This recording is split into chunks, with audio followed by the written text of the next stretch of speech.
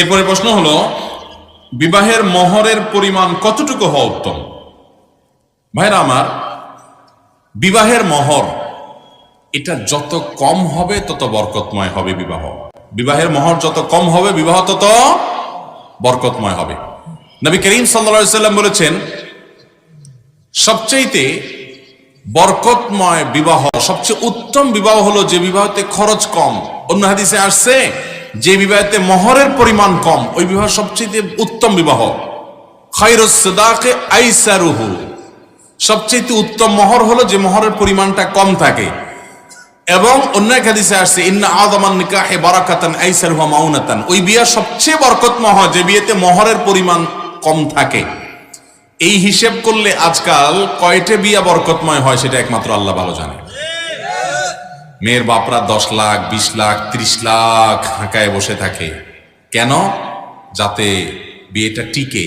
আর নবী সাল্লাল্লাহু আলাইহি সাল্লাম বলে দিয়েছেন, মোহরের পরিমাণ বেশি হলে বরকত কম হবে, ওইটাতে বরং রিস্ক হবে, টিকবে কম, সম্ভাবনা কম থাকবে, মোহর থাকবে কম, বিয়েতে বরকত হবে বেশি।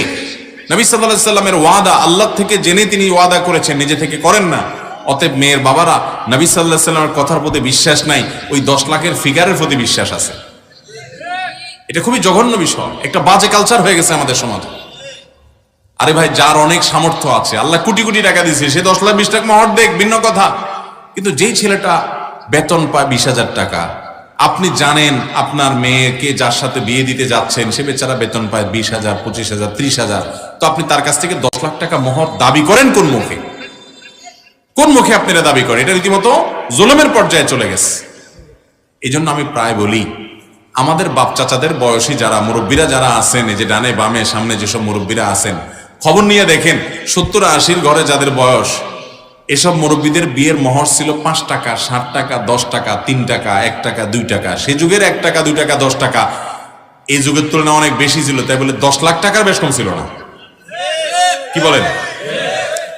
ওনাদের বিয়েগুলো বেশি টিকছে নাকি আজকালকার পোলাপানের বিয়ে 10 লাখ 20 লাখের নিচে হয় না, এখন বিয়ে বেশি টিকে? আগের গুলো বেশি টিকে না এখনকার গুলো টিকে?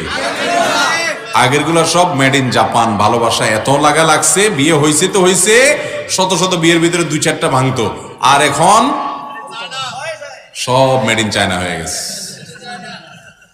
বিয়ে করে ডোল তবলা পিটায়া হালাল হারাম বাজ বিচার নাই, বিশাল ফুর্তি করে আনন্দ করে বিয়ে করে মাত্র নিয়ে গেছে, কয়দিন পরে দেখা যায় ঠুস করে হয়ে গেছে। ভাইরা আমার, মোহরের পরিমাণ বাড়ছে কিন্তু বিয়ের গুলোর লংজিভিটি